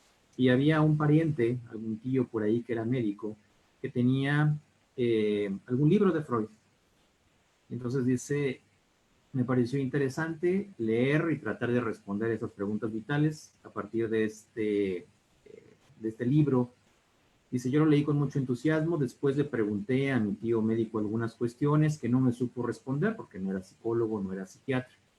Y a partir de ahí se detonó en él este interés justamente por la psicología. Cuando llega como rector en el 66, enero del 66, hace muchos cambios en la Universidad Autónoma de Querétaro, pone a la universidad de ser una universidad muy pequeñita y totalmente conservadora y provinciana a ser una universidad en donde por sus contactos que él tenía viene Salvador Novo, viene Carlos Monsiváis, vienen semanas culturales de la embajada gringa, soviética, etcétera, y tiene este interés entonces en generar la carrera de psicología. En parte porque no había muchas escuelas de psicología en el país, alrededor de 5 en ese momento, 4 o 5 que había, y dice que en un primer momento también estaba el interés de generar la escuela de medicina, pero que el secretario de Educación, Agustín Yáñez, amigo de Hugo Gutiérrez Vega, le dice que no, que ya hay escuelas de filosofía y de medicina cerca de Querétaro, que está en Guanajuato, también la Universidad de Guanajuato, y entonces que mejor funde psicología. Y esa es la razón justamente por la que se crea así, con muchas resistencias. Hay algunos testimonios de los médicos de la época que no querían que se generara justamente esta carrera. Hugo Gutiérrez Vega al año siguiente, mediados del año siguiente, en el septiembre del 67, tiene que dejar Querétaro y la carrera está a punto de cerrarse por justamente la sociedad conservadora que estaba en Querétaro, y pues que aquí se hablaba de Freud, se hablaba de comunismo, se hablaba de la función del orgasmo, y la primera generación era muy aguerrida y defiende justamente que no se cierre el programa porque les querían dar, según los testimonios de la época, una salida como técnicos en psicometría y cerrar la carrera y la escuela, y ellos defienden justamente que esto no sea así. Entonces, bueno, finalmente esto también ha sido una constante, una facultad muy combativa desde sus inicios. Antes de, bueno, después de hacer este libro y uno sobre la biografía de Hugo, justamente la pregunta que tú haces también nos surgió a la maestra Angie y a mí. ¿Y qué antes de Hugo? Y entonces precisamente estamos ahora haciendo un trabajo de investigación sobre qué podemos encontrar antes de Hugo Gutiérrez Vega, y yo espero, estamos apenas empezando, algunos testimonios, algunas cuestiones, espero que en el próximo coloquio pues podamos presentar algunas cuestiones al respecto, pero no hay mucho, la verdad es que no hay demasiadas cuestiones, algunos médicos que literalmente hacían lo que podían, ¿no? Sin tener muy en claro justamente lo que era el campo de la salud mental en la ciudad. En general, el tema de la historia sí es una tristeza que no lo hayamos cuidado en la facultad ni en general en la universidad. Aquí en Querétaro, la próxima vez que vengan, ya que podamos tener este evento, ¿verdad? Más adelante, aquí en la ciudad, valdrá la pena que vayan ustedes a conocer un rinconcito de la universidad que se llama la Galería del Recuerdo, que es un poco como el Museo de Historia de la universidad, pero que es atendido y fue idea de un trabajador de intendencia de la universidad jubilado que siempre se interesó en el tema de la historia, y entonces él empezó a recolectar periódicos, empezó a recolectar fotos, y la gente se dio cuenta, bueno, de lo que hacía, y entonces hasta la fecha la gente va y le llevas una fotografía, le llevas un recorte, y entonces lo empezó a acumular, y se llama la Galería del Recuerdo, y es un rinconcito lleno de objetos, lleno de fotografías, lleno de recortes, pero absolutamente sin ningún cuidado. Él ha pedido un espacio más grande, que la rectoría pues nunca lo ha apelado. Él quisiera tener gente que hiciera por ahí trabajo, ¿no? Y la verdad es que no pasa nada. A mí sí me preocupa mucho, bueno, el día que él ya no esté, ya no puede estar ahí, porque él es el que abre, él es el que cierra, él es el que te explica ahí en unos cuantos metros cuadrados un poco la historia de la universidad. Entonces, pues bueno, es la historia de la facultad, pero también la historia de la universidad, la que desafortunadamente pues creo que no cuidamos. Y Hugo Gutiérrez Vega, nada más para terminar la idea, cuando sale de Querétaro, corrido como rector, entre otras cosas por haber fundado nuestra facultad, siempre tuvo este interés en el psicoanálisis. Después de ser rector de la UAC, se fue a Londres, a la Embajada de México en Londres, como agregado cultural de México en la Embajada en Londres, y él contacta a Ana Freud y se entrevista con Ana Freud por el gusto de conocerla, por el gusto de platicar con ella, y llega a ella a través de un poeta inglés.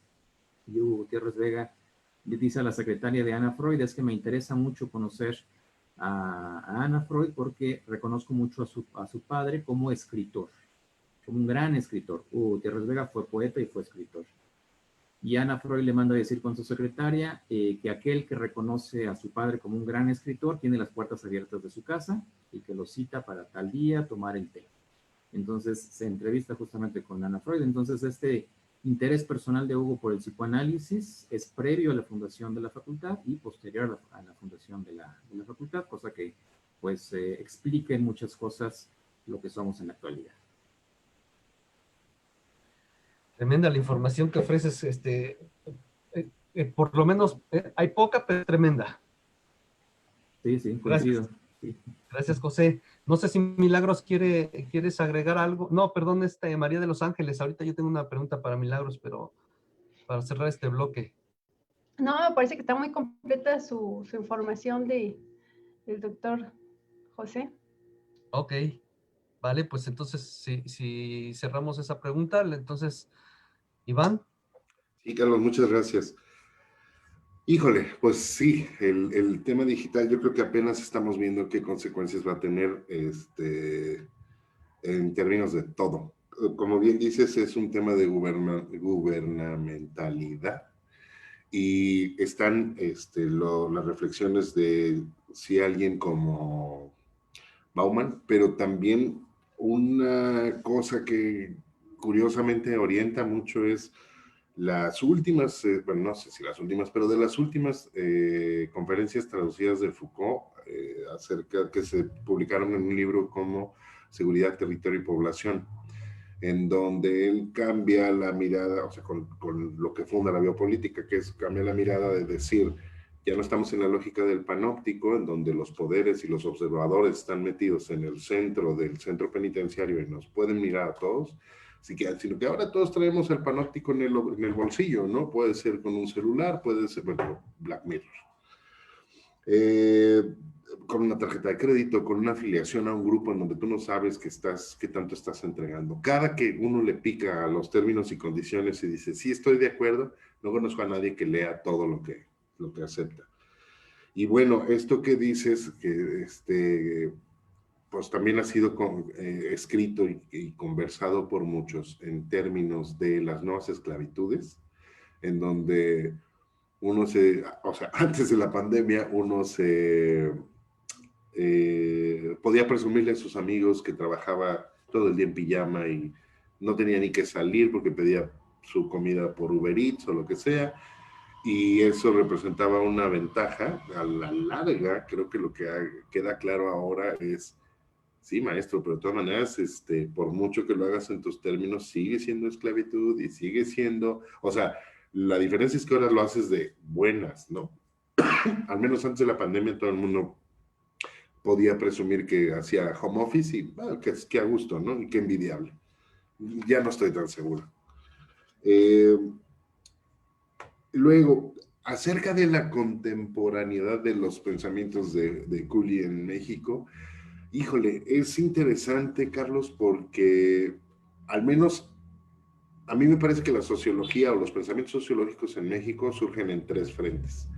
Uno es con el texto de Andrés Molina Enríquez del Estado mexicano, en donde plantea como los primeros pasos para lo que va a ser el artículo, me parece que es el 27, sobre el dominio de las tierras y los recursos en México,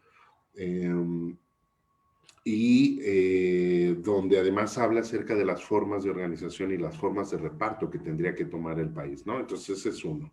Otro es, sí, con el positivismo, y bueno, si uno lee a Leopoldo Sea, pues, ahí está la sociología y el inicio de la sociología en México.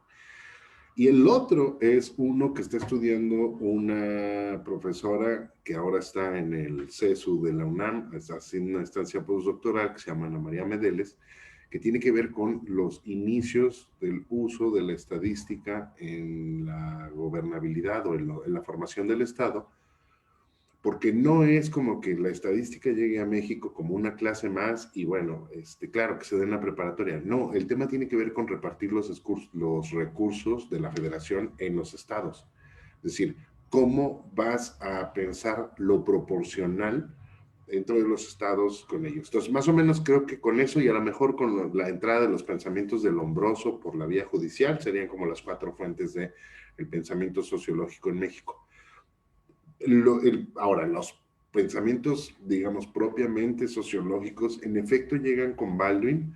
Baldwin viene 4 veces a México, por ahí va a salir en un número que está coordinando Carlos, no nada más estos detalles, sino también la manera de consultar toda la información que hay en la Hemeroteca Nacional acerca de Baldwin, ¿no?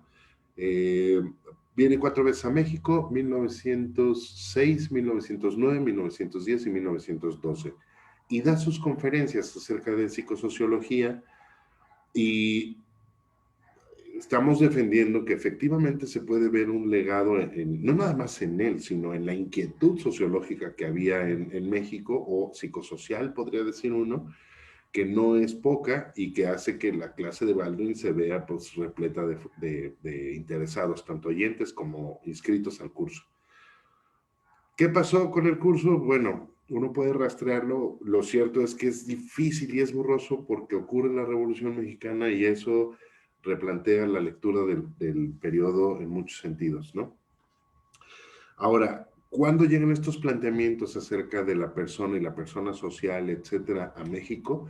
Si yo sigo los cambios que hay en los programas de estudios de la Nacional Preparatoria, hay un apego a los manuales, particularmente el de Titchener, hasta 1913.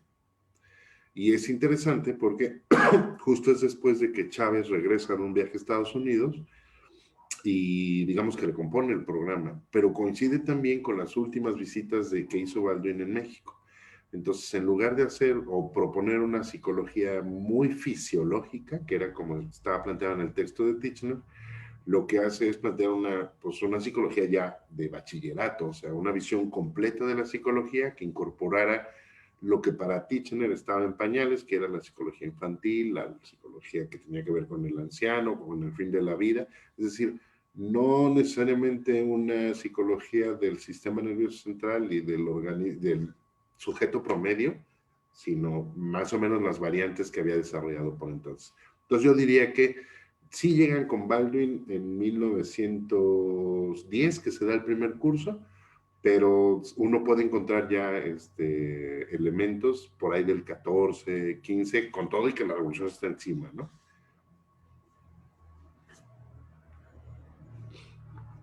Pero Culi, ¿qué pasa con Culi? Juli no tiene, hasta donde sé en este momento, no tiene visitas a México. Pasa algo con los profesores en ese entonces. El periodo, digamos,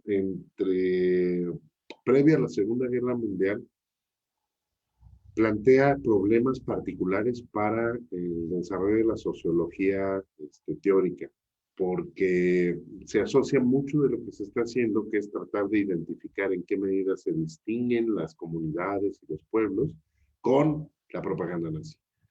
Entonces, a Wundt incluso lo asociaron con esto cuando ya se ha demostrado que pues, no hay nada que justifique esta asociación. Cooley entonces no figura en México, pero lo que me parece interesante es la medida en que Baldwin explica que planteamientos como el de él ya se discutían acá, no necesariamente a nombre de Cooley, pero sí a nombre de Baldwin. Y lo que dice Baldwin es, hay un ambiente de pensar digamos, a lo colectivo y está en todas las disciplinas, ¿no? Y él va poniendo ejemplos, dice en la literatura, en los modelos económicos nuevos, en los modelos de Estado-Nación que están surgiendo, que la mayoría apunta a la democracia y por ahí. Entonces, creo que tiene que ver más con eso. Pero prometo seguir la pista con más finura y bueno, traerle chisme para el próximo coloquio. Gracias, mi amigo. Bueno, yo tengo una última pregunta para Milagros. No sé si ande por o no ande por ahí. Milagros. Sí, sí. Fíjate que hay una cosa que me parece interesantísima de tu trabajo. Le voy a dar una especie como de sesgo histórico. Mira, en México, yo no sé si digamos, para trabajar tu investigación has tenido que recorrer un poco a la historia, pues de lo que, digamos, en primera instancia los médicos nombraron como la obesidad, ¿no? Antes, pero te voy a decir que antes en México, por lo menos en México, pues obviamente no existía ese término. Estoy hablando incluso de principios de 1900, ya no hablemos de antes, pero de 1900 para acá no existe el término obesidad, lo que existe es el término gordura. Muy probablemente, quizás sean las comunidades evangélicas, el caso principalmente de los metodistas que fueron los que pusieron dispensarios, sanatorios, etcétera, los que empezaron, digamos, y que además fueron médicos, algunos de ellos, el caso de Levi Salmans, muy probablemente quizá fueron ellos, los médicos metodistas, quienes comenzaron a poner el ojo en la gordura como uno de los factores, o el cuerpo gordo como uno de los factores que podían producir enfermedad. Entonces, poco a poco, digamos, donde va transcurriendo este periodo de 1900, más o menos entramos como para la segunda mitad del siglo XX. Fíjate que todavía no existe, por lo menos lo que yo he indagado en torno a la higiene, digamos, los dedicados al campo, sí, nunca pelaron esta transición que iba de la gordura a la obesidad, nunca la pelaron. Como que parece ser que va a ser, pues yo pienso que por lo menos hasta el último tercio del siglo XX, donde los psicólogos van a poner atención en las posibilidades de incidir en el caso de la obesidad, ya, o sea, insisto, si vas rastreando la historia de los cuerpos gordos, pues va de la gordura a la obesidad, y ahora lo que me parece muy interesante es que desde el campo psi, o desde los saberes psi, se insertan un nuevo concepto que es el de los cuerpos engrosados, ¿no? O sea, por eso yo digo, pienso que hacer una historia un poco como al estilo de lo que hace George Vigarello, historia de la, pues digamos, de la grasa o de la obesidad, pues es muy interesante. Ahora, para mí, digamos, esta traslación que va de lo gordo a lo obeso y luego al cuerpo engrosado, pues implica no solamente una traslación conceptual ni teórica, implica una traslación epistemológica. Digamos, ahí uno tendría que incidir más en una especie como de orden de epistemología histórica que nos permitiera comprender esas traslaciones. Entonces, obviamente te estoy pidiendo mucho, ¿no? Pues que repensar esa episteme históricamente es pensar mucho. Pero lo que sí me parece que podrías, digamos, a lo mejor como por respondernos, epistemológicamente hablando, ¿qué implica hablar de cuerpos engrosados? En principio agradezco el comentario y la pregunta propiamente porque además es digamos, es un señalamiento súper interesante este recorrido que planteas, estas transiciones en torno a la nominación, ¿no? A la nominación del fenómeno o de la condición. ¿Qué implica hablar de cuerpos engrosados? En principio lo que puedo decirte, porque tampoco más bien es una nominación que yo propongo en aras del trabajo, en aras un poco del ejercicio de investigación, pero me parece que en principio digamos, lo que implica es como, vaya, por supuesto que es necesario un trabajo epistemológico al respecto, pero que lo que implica en principio es tomar distancia de este diagnóstico médico, digamos, de esa visión médica, para en todo caso poner al cuerpo en esa condición en otro estatuto, digamos, otra vez, que lo distancie de la condición de obesidad o de esa denominación, porque obesidad desde la lógica médico-nutricional al mismo tiempo equivale a enfermedad. Y evidentemente hay toda una discusión al respecto que por supuesto que no está resuelta. Entonces, en principio eso sería lo que implica como una primera aproximación, pero regreso a este punto, me parece que el señalamiento que haces invita justo al trabajo en torno a darle mayor consistencia epistemológica, en todo caso, a esa denominación, cuerpos engrosados. Así que gracias por el apunte, es súper interesante. ¿Sabes qué pasa? Pienso que si algo tienen los psicoanalistas, no sé si tú seas psicoanalista o estés en formación o solamente hayas retomado el marco teórico, pero si algo pienso de los psicoanalistas es que no son improvisados conceptuales, o sea, en realidad cuando hay, digamos, como una especie de propuesta conceptual es porque hay, digamos, como sí un episteme, una teoría, una idea detrás muy, muy concreta. Se me hizo muy parecido o me parece muy semejante esto que te planteo con el caso de Carlos Gauss, porque digamos en el caso de la famosa psicosomática, que además pues no está por demás decir que es una discusión bastarda de la vieja discusión entre el yo y el cerebro, y de ahí durante el siglo XX se va a derivar todo el asunto de la mente y el cuerpo, todas las discusiones, y entonces de pronto se habla de las terapias o de la psicocorporalidad, de la psicosomaticidad, de la somatopsicosidad, Y de pronto Carlos Gauss, que yo no sé si tú lo ubiques o no, pero pues es un psicoanalista que dio muchos años clase en la Facultad de Estudios Superiores Iztacala, inserta ante este modelo que él dice es un modelo que sigue siendo dualista, los conceptos dualistas de psicosomática, psicocorporalidad, etcétera. Él inserta un concepto, el de las afecciones somáticas, y entonces dice, es que hablar de afecciones somáticas implica distanciarnos de estos modelos dualistas y pensar que no hay dos cosas. Entonces, digamos, claro, en esos terrenos, digamos, yo empato este concepto que tú insertas, que ya no es el de gordura, que ya no es el de obesidad, y que tiene que ver con esto de los cuerpos engrosados, ¿no? Por eso, digamos, me parece muy frecuente este tipo de posicionamientos que van tomando los analistas, pero que, pues, por supuesto, en el caso de alguien que está pensando siempre en la historia, pues eso implica de pronto hacer un rastreo conceptual, lo que los historiadores llaman como una historia conceptual de tal o cual cosa, y que en estos casos me parece interesantísimo justamente cómo se ha ido moviendo algo que es un concepto que es muy popular, que es el de la gordura, y después algo que se empieza a especializar, que tendría que ver con la obesidad, y que aún día, hoy día, digamos, sigue estando especializado, desde el caso ya no de la medicina, se despatologiza, pero sigue especializado para el caso de los psicoanalistas, o en el caso tuyo, digamos que es un concepto que nace en un campo ya de conocimiento, pero que de algún modo le es ajeno a la cultura popular, ¿no? Entonces me parece que hay, digamos, como una serie de interrogantes muy interesantes que yo pienso no estarían por demás de pronto echarle un ojito, ¿no? Sí, sí, gracias. Sí, me parece que esa es a eso convoca, vaya, y convoca al trabajo. Así que gracias, Sí. Carlos. Pues bastante interesante la propuesta de los tres ponentes.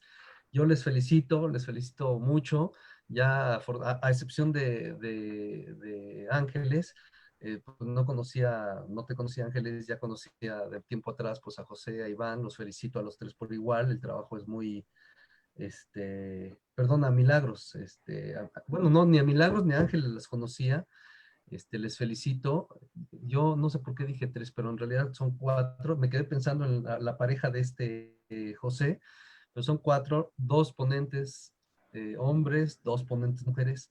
Los felicito a los cuatro por igual, reconozco mucho su trabajo, siempre hacer un trabajo profundo y después presentar en una síntesis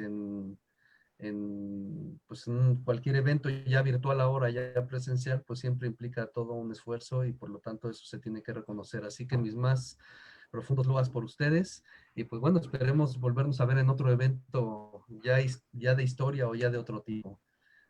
Pues si no hay más, si no tienen comentarios, acá en Facebook todo está muy tranquilo, entonces pues si no hay más comentarios, pues podemos cerrar la sesión de este día. Gracias. Gracias. Bueno, Gracias, pues felicidades. entonces, Iván. No, pues gracias a todos por participar, además uno ve caras jóvenes y eso también está padre, digo.